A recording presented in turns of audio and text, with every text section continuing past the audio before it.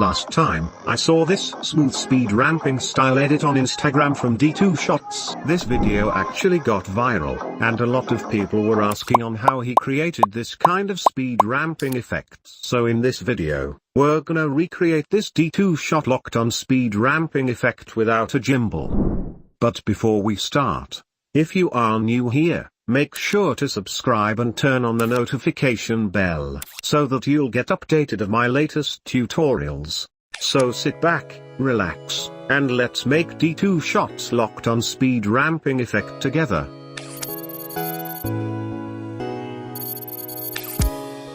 For best results, I recommend recording it on a high frame rate, at least 60 FPS or higher. This effect works better with a gimbal, but since gimbal is not accessible at all times, I recorded it using only smartphone without a gimbal.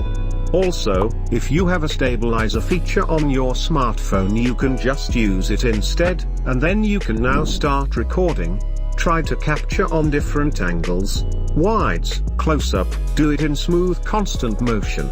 You can use different camera movements like push in, push out, and orbit, and most importantly, try to keep your subject in the center as you record it.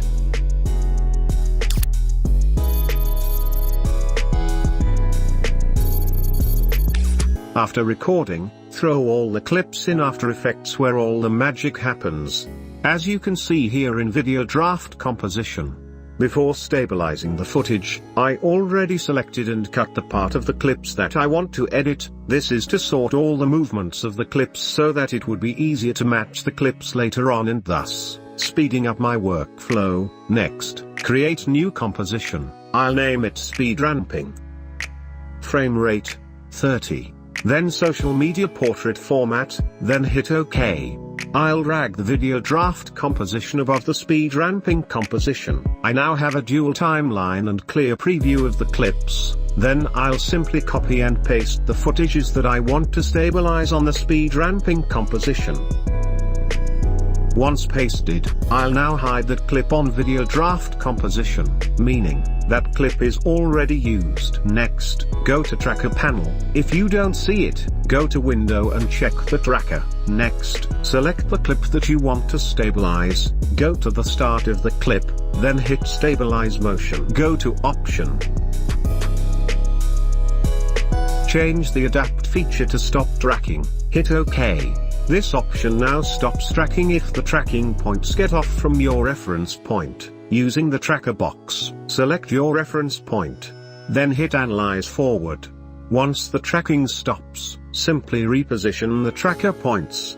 Then click Analyze Forward, then wait until it's finished tracking. Once finished, hit Apply button, select X and Y, then OK. The clip is now stabilized, but there are some black bars on the sides. Go to this little icon and hit Title Action Safe. Position the cross cursor into the reference point.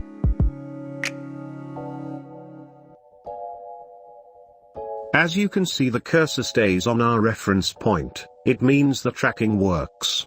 To get rid of the black bars on the sides, simply scale up the clip, press S on the keyboard and bump up the scale. Next, select the clip and pre-compose. Do the same process on the other clips until all are stabilized. Create new composition. I'll name it Sounds, FPS is 30. Then drag the song that you want to use. To sync the music to the speed of the clips, we need to create a mark for every beats of the song. To do that, click Layer, Markers, then Add Marker, or simply hit the marker shortcut asterisk button on the numpad. Drag your stabilized comp to the timeline. Enable time remapping. Go to the last frame and create a keyframe. Drag the last keyframe close to the first keyframe. This is to speed up the clip. Select the keyframes, Keyframe Assistant, then Easy Ease, go to Graph Editor, select the left keyframe, and copy this curve. This curve means that the clip will go fast in the beginning and slows down in the end. To reverse the clip, remove the unimportant part. Then duplicate. Time reverse layer, put the duplicate clip to the right side, drag the second keyframe below the beat marker, then you can refine the timing by changing the position of the keyframes.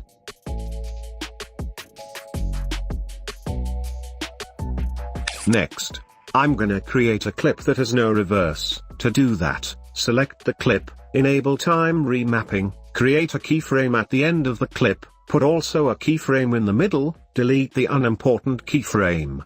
Then simply drag the second and third keyframe close to the first frame, cut the unimportant part, ease the keyframes, go to Graph Editor and copy this curves. This curve means that the clip will go fast in the beginning, slows down in the middle and then goes fast in the end.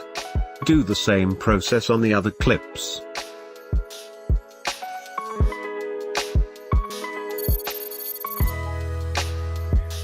To add shake effect, create new adjustment layer, put it above the clips that you want to apply transition. Apply transform effect, create a position and rotation keyframe at the end of the clip, move 2 frames backward, drag the position up a little bit by decreasing the value of its y-axis, move 3 frames backward, move down the position a little bit by increasing the value of its y-axis, simply repeat the process with the shakes of the succeeding keyframes gradually get stronger. For the rotation, go to the beginning of the clip, create a keyframe. Change the value of rotation into 10, 2 frames forward, change to -5, 3 frames forward, then change to 0. To remove the black space on the sides, apply motion tile effect. Drag it on top of the other effects, make the value of output width and height 200.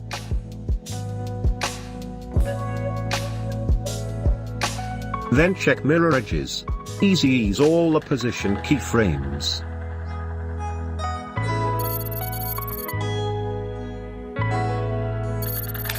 To add flash effect, add lumetri color on adjustment layer. Open the basic correction. At the beginning, add keyframes of exposure highlights, shadows and whites. Reveal all the keyframes by pressing U on the keyboard.